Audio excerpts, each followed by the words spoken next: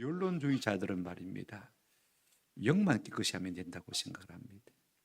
몸은 뭐 어차피 시궁창에 있어도 어쩔 수 없는 것이다 라고 생각합니다만은 사도 바울은 오늘 우리에게 몸도 영도 우리가 하나님 앞에 정결한 사람이 되자라고 부탁하고 있는 것을 볼 수가 있습니다. 왜 그러냐면 사도 바울이 받은 직분이 뭐냐면 사람들을 하나님과 화목케하는 직분이라고 그랬죠. 그죠? 이 화목케하는 직분을 감당하기 위해서는 지난 시간에 우리가 생각한 대로 두 가지 목회 철학을 가지고 있었습니다. 어떤 것이냐 하면 내 직분으로 말미암아 하나님의 이름이 회방을 받지 않았으면 좋겠다 하는 것이고, 또 다른 하나는 뭐냐면 나로 말미암아 사람들이 실족하지 않는 것이라고 했습니다. 이 두 가지 목적 때문에 그런 다른 박질을 했는데 얼마나 많이 참고 얼마나 많이 인내했는지 모릅니다. 그냥 쉽게 되는 게 하나도 없잖아요. 교회가 하나로 거듭난다는 게 쉬운 일은 전혀 없습니다. 그래서 우리가 전에 읽어본 대로 많이 견디는 것과 혼란과 궁핍과 고난과 매맞음과 갇힘과 난동과 수고로움과 자지 못함과 먹지 못함과 이런 모든 것들 가운데서요 버겁게 승리하지 않으면 안 되는 것이 사도 바울의 삶이었습니다. 그러면서 사도 바울은 고린도 교회에 이런 부탁을 했습니다. 우리도 입도 열리고 마음이 열렸으니까 너희도 마음을 넓히라. 왜? 그들의 마음이 옹졸해졌기 때문에 그렇습니다. 뭐 때문에 그렇습니까? 유대인 거짓 교사들이 와가지고 바울 그거 사도도 아닌데 아무것도 아니라는 것입니다. 예수를 믿음으로만 구원받는 것도 아니고 율법도 지켜야 구원받는다. 교회를 갖다가 완전히 젖담아 놨습니다. 그리고 바울을 배척하는 거예요. 그러니 마음을 좀 열었으면 좋겠다 그렇게 부탁을 하고 있습니다. 오늘 본문은요 바울이 다시 고린도 교회를 향해서 부탁을 하고 있습니다. 너희는 믿지 않는 자들과 멍에를 함께 맺지 말아라. 그렇게 될 이유가 뭐냐면 우리가 하나님이 거하시는 성전이기 때문이다. 그 목표가 무엇이냐면 우리가 영과 육을 깨끗하게 해야 되기 때문이다. 이 세 가지 대명제를 가지고 오늘 우리에게 고민하고 있는 것을 볼 수가 있습니다. 쉽게 말하면 이렇습니다. 마음은 넓히지만은 멍에는 좁히라 그 말인 것입니다.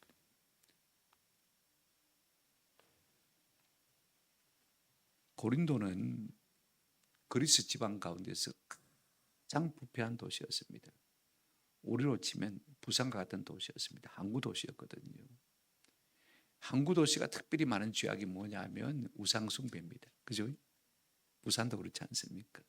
그 다음에 두 번째로 많은 죄악이 뭐냐면 음란함입니다. 오랫동안 항해 생활을 하고 막 한국에 도착하면요 허겁지겁 죄 짓는 곳으로 달려가는 그런 도시였습니다. 그래서 우리가 고린도라는 영어 단어를 여러분 딱 사전에서 찾으시면 고유명사, 지명 이름이라고 나옵니다. 그런데 형용사로 쓰입니다. 한번 합시다. 음탕한 그런 뜻으로 쓰인 것을 볼 수가 있습니다. 그 정도로 음란한 도시였어요. 그런 도시 분위기 가운데서 여러분 교회인들 온전하겠습니까? 온 세상 분위기가 그런데 우상숭배로 가득 차 있고 음란으로 가득 차 있는데 비록 그들이 예수를 믿다고 하지만은 온전하겠습니까? 예수 믿는 사람의 인구가 얼마나 되겠습니까? 제가 교회사 교수한테 물어봤어요. 그 당시에 고린도 교회 교인들이 몇 명 정도 되었습니까? 라고 물어봤더니 아무도 답을 못했는데 그 교수님만 답을 하더라고요. 150명 정도 되었을 것입니다. 고린도라는 도시가 작은 도시가 아니거든요. 그죠? 50만이 살았다 할지라도 150명은요 너무 세발의 피입니다. 그렇지 않습니까? 그죠? 그러니 예수 믿는다고 무슨 표를 내며 어떻게 예수 믿는 선한 영향력을 미칠 수가 있겠습니까?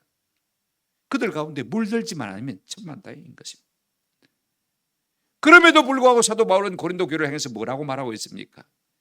한번 답합시다. 교회는 세상과 달라야 한다. 이 말을 하고 싶은 것입니다. 수가 적든지 많든지 우세하든지 열세하든지 교회는 세상과 달라야 한다. 그럴 때 교회가 힘이 있다는 것입니다. 세 가지로 말하고 있습니다. 너희는 뭐라고 말하고 있습니까? 믿지 않는 자들과 마지 말라, 멍에를 같이 하지 말라. 왜냐하면 우리가 하나님의 성전이기 때문이다. 왜 우리가 그 일을 해야 되느냐? 영과 육을 깨끗하게 하기 위해서 해야 된다.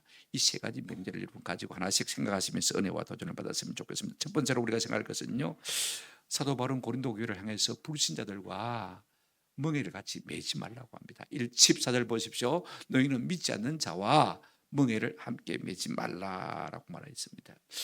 조금 전에 13절에 너희는 마음을 넓히라고 했는데, 그죠? 멍에를 함께 매지 말라고 그러면 다시 마음이 좁아지는 것인데, 그죠? 문장이 전혀 달라지는 것입니다. 그런 의미에서 하는 말은 아닙니다. 여러분, 멍에가 뭔지 아시는지 잘 모르겠습니다만은 소의 목이죠. 어깨에다가 우리는 갈고리를 하나 탁 메우면요, 거기다 끈을 묶어서 전개 달면, 그죠? 거기에 힘을 받아가지고 소가 밭을 가거나 논을 갈지 않습니까? 그죠? 아마 이 세대쯤이면 멍에를 모르는 사람이 없을 것 같습니다. 우리는 이제 갈고리 형태의 멍에입니다. 그죠? 그런데 조금 우리와 문화가 다른 이 유대인들은요, 멍에가 T자형으로 되어 있습니다. 무슨 말이냐면 두 마리가 항상 결의가 되어서 논을 갈거나 밭을 간다는 것입니다. 우리는 항상 한 마리입니다. 그죠? 그런데 이스라엘은 적어도 두 마리 이상입니다. 우리가 열왕기상 19장 19장을 보게 되어지면 엘리사 선자가 부름을 받을 때 뭘 하고 있었냐면 밭을 갈고 있었거든요. 그죠? 그런데 두 마리씩 해가지고 6개리니까 6쌍이니까 12마리의 소를 앞세우고 끌고 밭을 갈고 있었습니다. 우리는 잘 상상이 안 되지 않습니까? 그죠? 무슨 말이냐 하면 먹이를 맨다는 것은 항상 한번 따라합시다. 한 팀이 되는 것입니다. 최소한의 팀이 뭐냐면 2명 아닙니까? 그죠? 그러니까 오늘 본문은 너희는 믿지 않는 자와 뭐 하지 말라? 한 팀이 되지 말라. 그 말인 것입니다. 우리는 혼자서 일하지만 멍에를 메고, 그죠? 예, 그 나라의 풍습입니다. 그렇습니다. 예, 잘 아셨습니다. 감사합니다. 그러니까 두 마리씩 함께 팀이 돼가지고 밭을 갈거나 논을 가는데 말입니다. 너희는 믿지 않는 자들과 함께 먹이를 매지 말라. 이 말은 한 팀이 되지 말라 그 말인 것입니다. 이 말은 자칫 잘못하면 오해할 수가 있습니다. 그러면 함께 밥도 하지 말고 함께 운동도 하지 말고 함께 등산도 하지 말고 그런 것은 아닙니다. 한 목적을 향해서 한 팀이 되어서 같은 마음 같은 뜻 같은 목적을 가지고 함께 살지 말라는 것입니다. 상종도 하지 말라는 말은 아닙니다. 우리가 구약 성경을 보면 신명기 22장 10절에 너는 소와 나귀를 결의하여 갈지 말며 항상 쌍으로 이제 바디를 했거든요. 그런데 종류가 다른 소와 나귀를 같이 결의해서 멍에를 메워서 같이 밭을 갈게 되어지면 어떤 일이 생길까요? 소가 키가 크잖아요. 나귀는 키가 작거든요. 그죠? 누가 힘이 셀까요? 소가 아마 셀 것 같고 나귀는 조그만합니다. 그죠? 그럼 어떻게 될까요? 앞으로 바로 나갈 수 있을 것 같습니까? 한쪽으로 기울겠지, 그죠? 계속 가다 보면 원을 잡고 그럴 수밖에 없는 것입니다. 앞으로 나아가지 못하는 것입니다. 우리가 믿지 않는 자와 멍에를 같이 맬 때 어떤 현상이 일어나냐?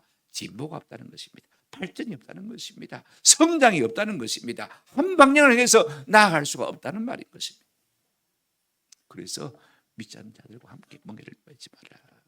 그 이유를 5가지로 설명하고 있습니다. 오늘 본문 보시기를 바랍니다. 14절 하반절에 보시면 이는 그 이유는 의와 불법이 어찌 함께하며 그 앞에 빨간 글씨 앞에 헬라어 원문에는 가르라는 말이 있습니다. 그 이유를 지금 말하고 있는 것을 볼 수가 있습니다. 왜 우리가 믿지 않는 자와 멍에를 함께 매면 안 되느냐? 한번 보십시오. 첫 번째 이유가 그것입니다. 의와 불법이 어찌 함께하며 그랬습니다. 여러분, 여기서 의는요 믿음으로 얻는 의를 말하고 있습니다. 여기서 불법은 행위로 자꾸 의를 얻으려고 하는 율법주의자들을 말하고 있는 것을 볼 수가 있습니다. 여러분 생각해 보십시오. 나는 믿음으로 의를 얻는다고 하는데 옆에서는 자꾸 아니다 율법을 지켜 구원을 얻는다. 그러면요 그게 어떻게 되겠습니까? 한번 생각해 보십시오. 안 맞잖아요. 앞으로 나갈 수 있습니까? 나가지를 못하는 것이죠. 함께 한다는 말은요 한 몫을 차지한다는 것입니다. 한번 생각해 보십시오. 어떻게 의와 불의가 한 몫을 같이 가질 수가 있겠습니까? 불법은 아닌 것이잖아요. 그죠? 아닌 것인데. 아닌 것이 긴 것처럼 그렇게 되어진다면 그건 불공정한 것이죠. 그러므로 사도 바울은 우리에게 믿지 않는 자와 함께 멍에를 매지 말라고 말하고 있는 것입니다. 두 번째 여러분 이유가 있습니다. 빛과 어둠이 어찌 사귀며 그랬죠. 여러분 한번 보십시오. 빛은 예수 그리스도를 상징하고 어둠은 사단 마귀 모든 우상들을 다 상징할 것입니다. 그렇죠? 여러분 예수 그리스도와 어떻게 잡신들이 함께 사귈 수가 있겠습니까? 여러분 빛은요, 빛이 임하면 어둠은 막이 되어 있습니까? 물러갈 수밖에 없잖아요. 어둠이 오면 빛이 사라질 수밖에 없습니다. 공존할 수 있는 것이 아닙니다. 그런 것들이 어떻게 교제하며 연합할 수가 있겠습니까? 보십시오. 빛과 어둠이 어떻게 공존할 수 있겠어요? 마찬가지로 믿는 사람과 믿지 않는 사람이 공존할 수 없다는 것입니다. 세 번째 이유를 들어 말하고 있습니다. 15절 보시기를 바랍니다. 15절 그리스도와 벨리알이 어찌 조화되며, 여기에 벨리알은요 그 뜻이 무엇이냐 하면 무가치한 악하다는 뜻인 것입니다. 신약 성경에는 벨리알은 주로 사단을 말할 때 지칭할 때 쓴 말이죠. 그죠? 보십시오. 그리스도와 사단이 어떻게 조화가 되겠습니까? 한번 생각해 보십시오. 이게 조화를 이룬다 말은 심포니시스라 말인데 이게 영어로 변한 것이 심포니입니다. 여러분 8개 악기가 한 조화를 이루어서 아름다운 선율을 만들어내는 것이 교향곡 아닙니까? 심포니거든요. 그죠? 생각해 보십시오. 억수로 유명한 가수가 쟤하고 듀엣을 하려고 하겠습니까? 생각해 보십시오. 왜 안 하려고 합니까? 조화가 안 되기 때문에, 오히려 불협화음이 되어지고 더 듣기 싫은 소리가 되어지기 때문에 할 수 없는 것입니다. 하물며 그리스도와 사단이 어떻게 이중창을 함께 부를 수 있겠습니까? 생각해 보십시오. 오히려 그건 파열음을 내는 것이죠. 상상할 수가 없는 것입니다. 그러니 그리스도와 그리스도인과 비그리스도인들이 함께 할 수가 없다는 것입니다. 넷째로 여러분 15절 하반절 보시길 바랍니다. 빨간 걸로 있죠. 믿는 자와 믿지 않는 자, 신자와 불신자를 말하는 것이죠. 어찌 상관하겠느냐. 상관한다는 말은 여러 가지 의미가 있습니다만은요, 한편이 된다는 말입니다. 세번역 성경에는 한 몫을 나눌 수 있겠냐 이렇게 번역했는데 여러 가지 의미가 있습니다. 메리스란 단어는요, 제 생각에는 한 편을 먹을 수 있겠느냐, 이 말이 가장 좋을 것 같아요. 믿는 자와 믿지 않는 자가 어찌 한 편이 되겠느냐. 그죠? 생각해 보십시오.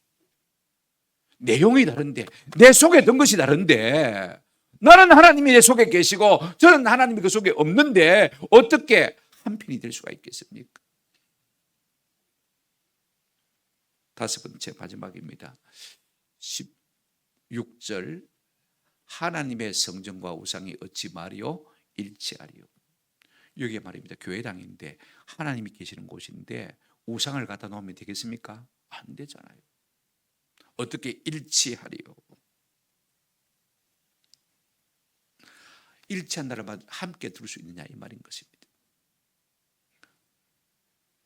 이게 십자도 같이 놓고 절마크도 같이 갖다 놓고 그게 가능하겠습니까? 불가능한 것이죠. 할 수가 없는 것이죠.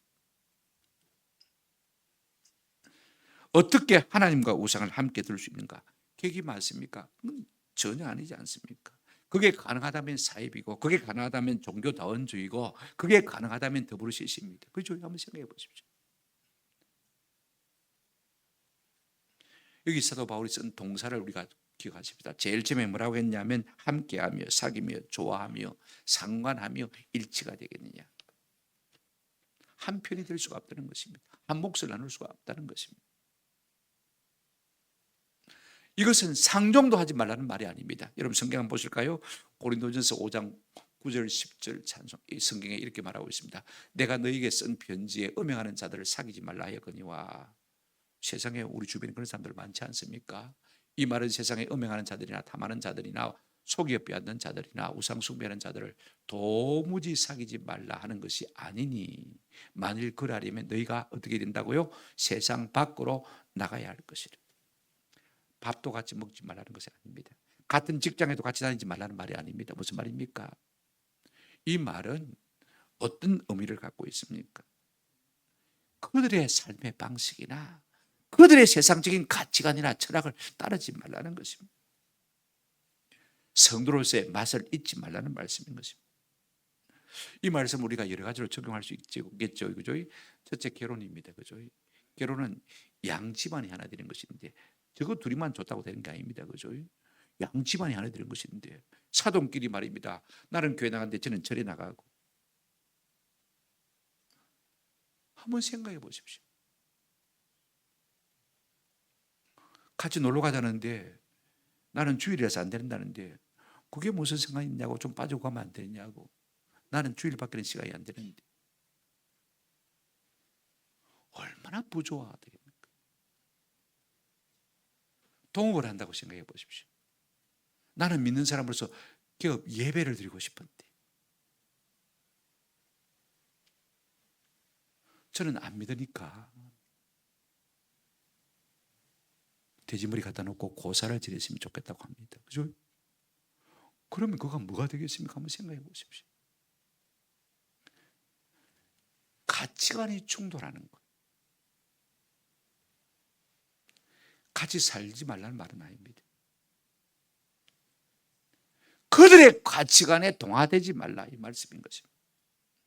동맹관계도 마찬가지입니다. 우리나라도 국가적인 경제적인 이득을 위해서 이슬람도 좋다문 말이 일어났죠. 중국도 좋다문 말이 일어났으니까 지금 중국 공산당들이 얼마나 많이 들어와 있습니까? 무슬림들이 얼마나 많이 들어와 있습니까? 오히려 무슬림들은요, 들어오면 우리를 쫓아내고 자기들처럼 만들려고 그렇게 애를 쓰지 않습니까? 좋다고 다 문을 열어두었더니 그런 세상이 지금 되어가고 있는 것을 볼 수가 있습니다. 고린도는요, 큰 도심에 비해서 고린도 교회 교인 수는 고작 150명입니다.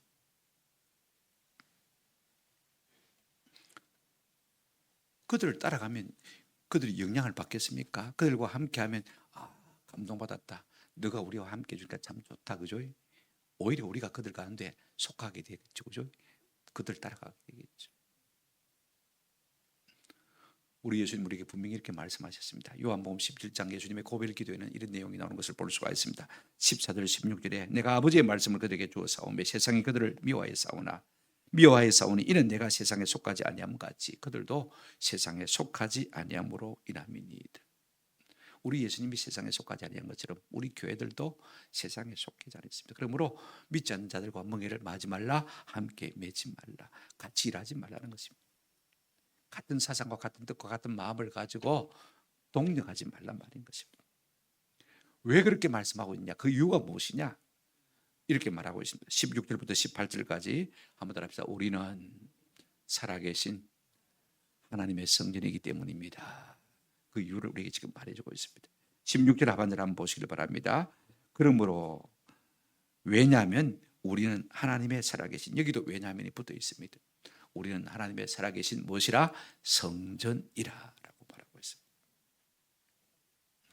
그 다음 저는 구약에 있는 네 곳의 성경 구절을 인용해서 말하고 있습니다만은요, 요약해서 제가 정리하면 그렇습니다. 왜 우리가 하나님의 성전이냐? 하나님이 우리 하나님이 되고 우리가 하나님의 뭐가 되기 때문에 백성이기 때문에 하나님의 성전이라는 것입니다. 왕이 동떨어져서 상관없는 사람처럼 사는 것이 아닙니다. 그죠? 자기 백성과 함께 살잖아요. 이 성전의 의미는요, 여러분 우리가 교회당 건물도 세상 건물이나 다를 바 하나도 없습니다만 다른 점이 무엇입니까? 한번 답합니다. 하나님이 계시기 때문에. 우리도 세상 사람과 조금도 다를 바가 하나도 없습니다. 우리 속에 여전히 재성이 있습니다. 부족함이 있습니다. 연약함이 있습니다. 그러나 우리가 세상과 다른 것은 무엇입니까? 하나님이 우리 가운데 뭐합니까? 거주하고 계시잖아요. 여기 보십시오. 내가 그들 가운데 거하며 두루 행하여. 그래서 하나님의 백성이 되어지고, 그래서 하나님이 계심으로 말미암아 우리가 성전 되어지는 것입니다. 하나님과 우리와 상관이 없다면 하나님의 백성일 수가 없는 것이죠.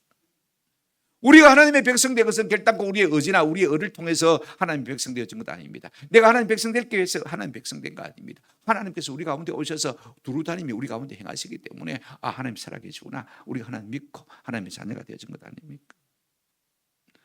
또 하나는 이렇게 말하고 있습니다. 17절 가서 보시면요, 18절입니다. 한 절 뛰어넘으십시다.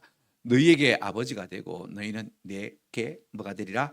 자녀가 되리라. 조금 더 친근하게 말하고 있습니다. 백성과 임금의 그죠? 관계인데 이제는 아버지와 자녀의 관계로 설명하고 있는 것을 볼 수가 있습니다. 구약 성경에 주로 이제 왕과 백성의 관계로, 주종 관계로 자기 백성과의 관계를 설명을 많이 했습니다만은 다윗 이후에 우리가 사무엘하 7장을 강의를 했죠, 그죠? 수요 시간에 했는데 여러분 보십시오. 하나님께서 다윗에게 감동을 먹고 뭐라고 말씀하셨습니까? 7장 14절에 보시면 하나님께서 이제부터는 내가 네 아버지가 되고 너희는 내 아들이 될 것이다. 부모와 자식 간에 언약을 맺은 것을 우리가 볼 수가 있습니다. 좀 더 가까운 것이고 좀 더 친밀한 것이지 않습니까? 모든 것을 내가 너와 함께 있어서 책임져 주겠다, 그 말씀인 것입니다. 왜 우리가 하나님의 성전이냐?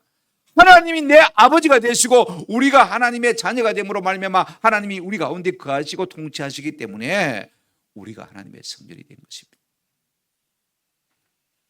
이게 중요합니다. 그런데 17절에 그러면 우리가 어떻게 살아야 되느냐? 이 말을 중간에 딱 넣어두고 있는 것을 볼 수가 있습니다. 17절입니다. 같이 한번 읽겠습니다. 시작. 그러므로 너희는 그들 중에서 나와서 따로 있고 부정한 것을 만지지 말라. 17절 안에 세 가지 명령이 들어 있습니다. 한번 더 합시다. 너희는 나와서, 그들 중에서 나와서.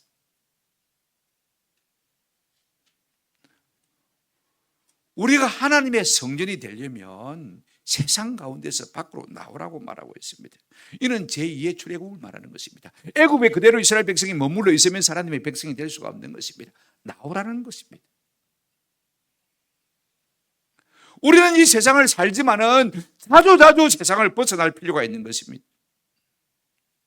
일주일 내 세상 가운데 살다가 주일에 한번 하나님 앞에 나오는 것이 아무것도 아닌 것 같지만요, 우리를 거룩하게 만들고 우리를 구별하게 만들고 우리에게 죄사함의 은혜를 주시는 줄로 믿습니다.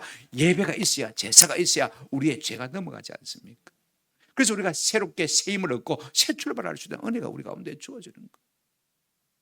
세상을 다르게 살 수 있는 힘이 주어지는 것입니다.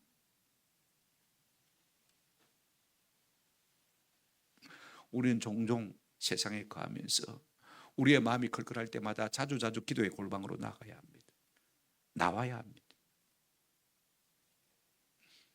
그래야 나를 향하신 하나님의 뜻을 분별하고, 여태까지는 목적 없이 바람에 휩쓸려서 살았다 할지라도 한 방향을 해서 나갈 수 있는 분명한 초점이 생기는 것이에요. 나와야 합니다.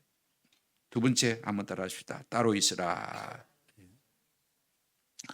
선을 긋고 선 밖에 멀리 물러가 있으란 말인 것입니다.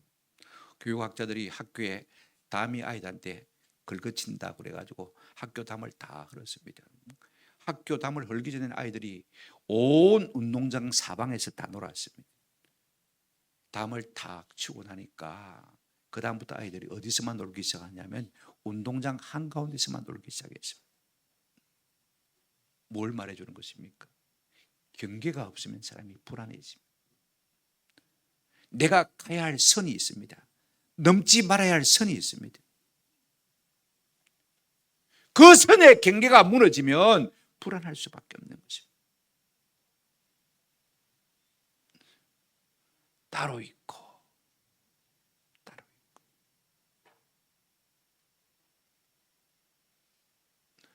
그들 가운데서 나오라는 것입니다. 그래서 말하고요, 따로 있으라는 것입니다.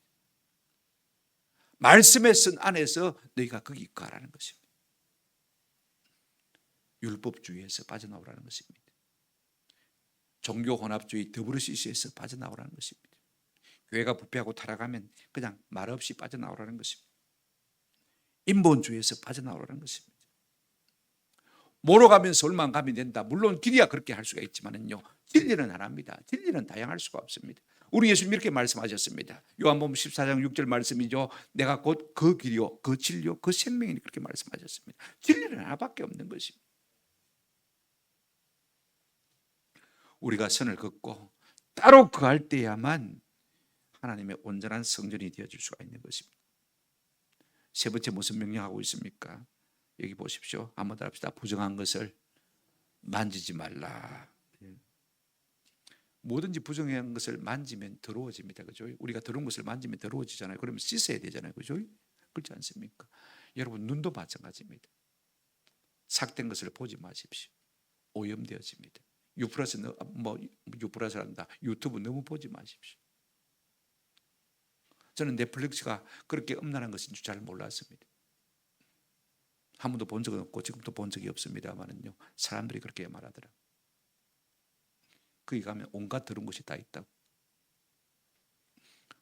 우리가 그걸 접촉하게 되고 눈으로 접촉하게 되어지면 눈으로 본 것이 마음으로 뭐 하게 됩니까? 들어오게 되잖아요. 그죠?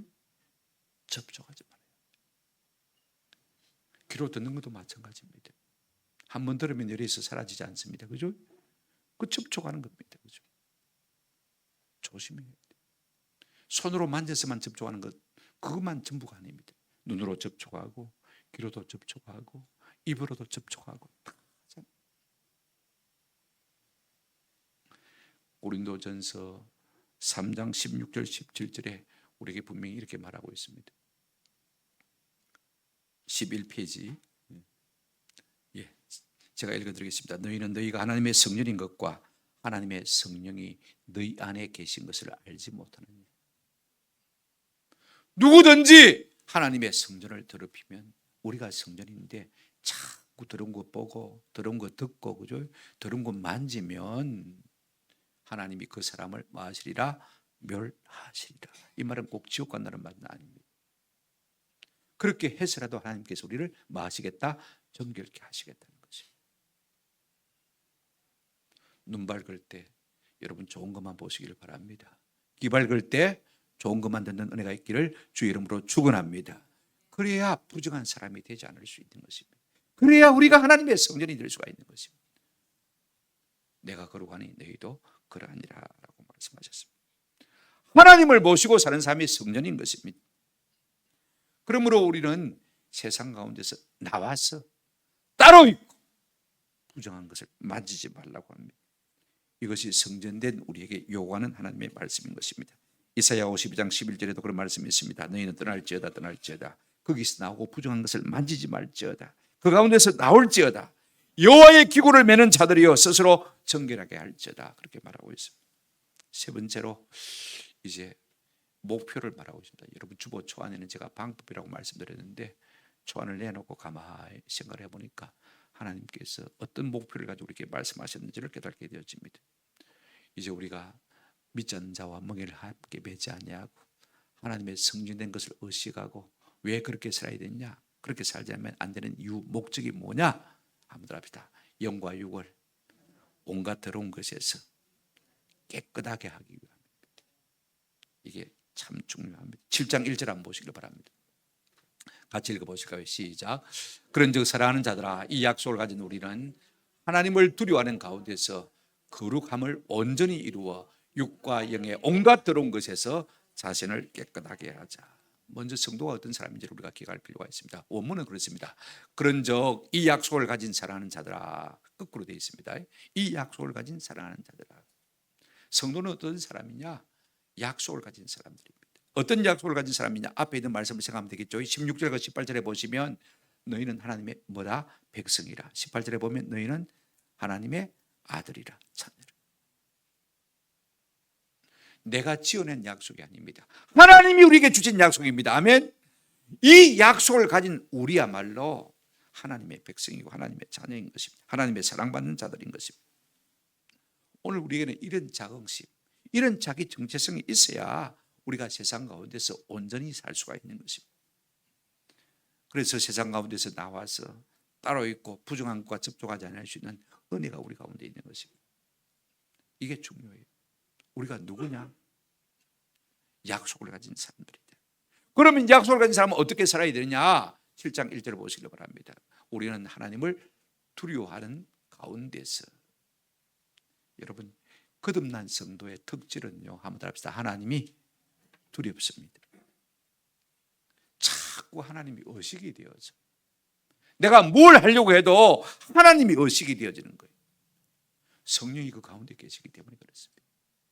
이러면 안 되지, 이런 맘 먹으면 안 되지, 이런 데 가면 안 되지, 이런 행동을 하면 안 되지.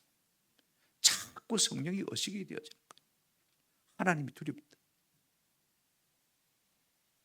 두려워한다는 말은 한자로 경외한다는 말이죠. 경외한다는 말은 공경할 경자 혹은 삼갈 경자입니다. 그죠? 삼간다는 말이 있습니다. 두려우면 조심하잖아요. 그죠? 외자는 두려워할 외자입니다. 그죠? 여러분, 하나님을 믿고 거듭난 사람은 나도 모르는 사이에 내 속에 하나님을 향한 뭐가 있습니까? 두려움이 있습니다. 이 두려움이 있는 사람이야말로 어떻게 할 수가 있습니까? 본문 보십시오. 거룩함을 온전히 이룰 수가 있습니다. 하나님이 두려워야 거룩해지지, 내가 뭐 하루 종일 벽만 보고 돌을 닦는다고 해서 거룩해지는 것은 결단코 아닌 것입니다. 아멘. 하나님을 무수하는 마음이 있어야, 두려워하는 마음이 있어야 내가 죄에서 나를 깨끗이 할 수가 있는 것입니다. 하나님은 이런 자를 위해서 쌓아두신 복이 있어요. 제가 좋아하는 시편 31편 19절 말씀입니다. 한번 보실까요? 예, 한번 같이 읽어보십시다. 시작. 주를 두려워하는 자를 위하여 쌓아두신 은혜, 곧 주께 피하는 자들을 위하여 인생 앞에 베푸신 은혜가 어찌 그리 큰지.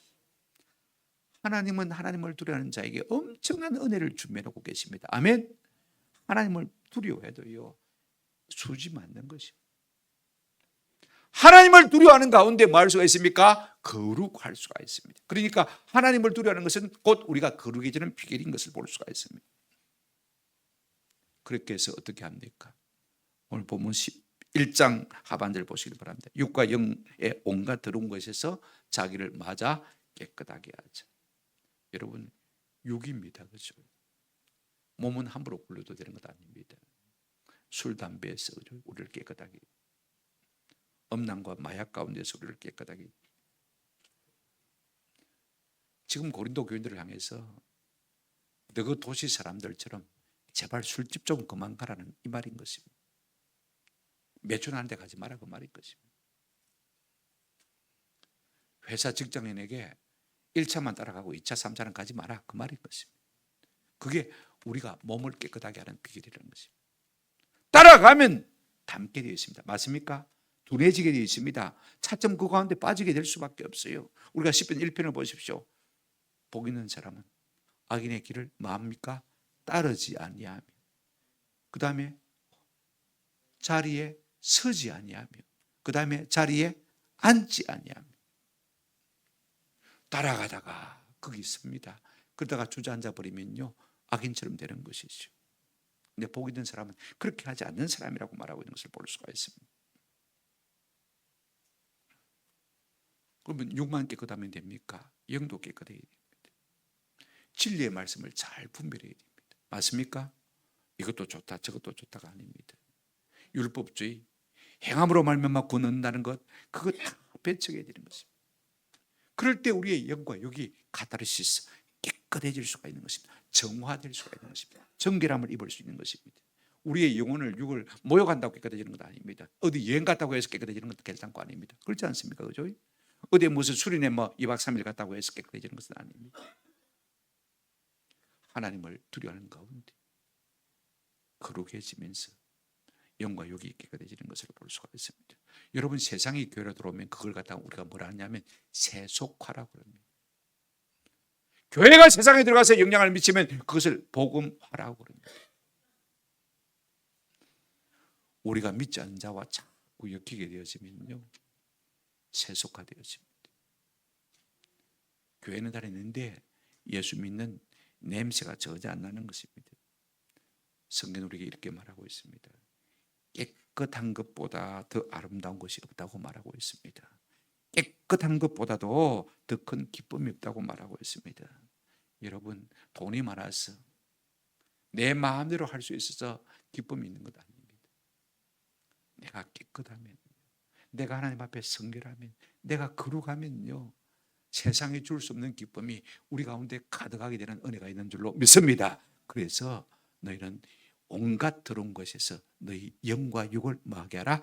깨끗하게 하라 부탁하고 있는 것입니다. 말씀을 맺습니다.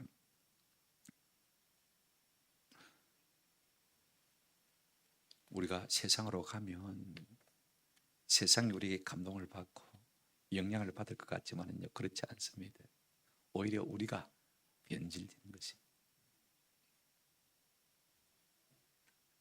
교회는 항상 고립이냐 격리냐 이 둘 중에서 하나를 택해야 되는데, 고립은 아니죠, 그죠? 그럼 우리가 세상 가운데를 떠나야 되니까, 그죠? 산에 나가서 절처럼 살아야 되니까 그건 아니지 않습니까? 세상 가운데 살지만은 분리된 거룩한 삶을 살으라고 부탁하고 있습니다. 세속적인 가치관으로, 세상이 추구하는 가치관을 따라서 함께 살지 말고 그들과 함께 멍에를 매지 말라고 말하고 있습니다. 우리가 하나님을 믿는다고 하면서 그렇게 살아서는 안 되지 않습니까? 우리가 세상 가운데로 가면요, 그들이 감동을 받을 것 같지만 전혀 그렇지 않습니다. 오히려 우리가 변질되어지는 것입니다. 그러나 우리 스스로를 세상 가운데서 소외시키고 우리를 격리시키고 우리를 구별시키면 세상이 우리를 소외할 것 같지만 전혀 그렇지 않습니다. 세상이 우리의 매력을 보기 시작할 것입니다. 감동을 받기 시작할 것입니다. 거룩이란 것은요, 영향력이 있습니다. 아멘. 왜냐하면 대다수가 사람이 그렇게 살지 못하기 때문입니다. 너는 어떻게 그렇게 살 수 있는데? 우리에게 좀 가르쳐. 나도 좀 거룩해지고 싶다. 왜 교회가 세상 가운데 환영을 받지 못하는 것입니까? 감동을 받지 못하는 것입니까? 매력을 주지 못하는 것입니까? 세상이 볼 때 너나 우리나 교회나 똑같다는 것입니다. 다른 건 뭐 있는데? 그러니까 교회를 통해서 세상이 감동을 받지 못하는 것입니다. 믿지 않는 자들과 멍에를 같이 매지 아니하고 우리가 하나님의 성령인 것을 자각하고, 그죠? 세상 가운데서 나와서 따로 있고 부정한 것을 만지 않는 거룩한 사람이 되어지면 세상은 감동을 받는 것입니다. 그 길을 우리에게 알려달라고 말하고 있습니다. 나도 그렇게 살고 싶다고 다 아우성을 칠 것입니다. 왜 자꾸 교회가 무력해지는 것입니까? 우리 성도의 삶이 무력해지는 것입니까? 선이 무너졌기 때문에 그렇습니다. 선이 없으면요, 분명한 교회 라인이 없으면 교회가 아무리 많아도 힘이 없습니다. 선이 분명하면 분명할수록 세상은 교회로 말미암아 정화되어질 수밖에 없는 것입니다. 이것이 사도 바울이 오늘 우리에게 주고자 하는 메시지인 것입니다. 내 한 사람 거룩하게 산다고 세상이 달라지겠냐? 안 그렇습니다. 세상은 다 보고 있습니다. 아멘. 보고 있습니다. 내가 다르게 살면요, 보고 있던 사람들이 우리에게 매력을 느끼기 시작할 것입니다. 그래서 세상을 변화시킬 수 있는 것입니다. 그것이 바울이 오늘 우리에게 주고자 하는 말씀인 것입니다. 오늘 이 같은 은혜가 우리 가운데 있기를 주님의 이름으로 축원합니다. 아멘. 말씀을 생각하시면서 425장 찬송입니다.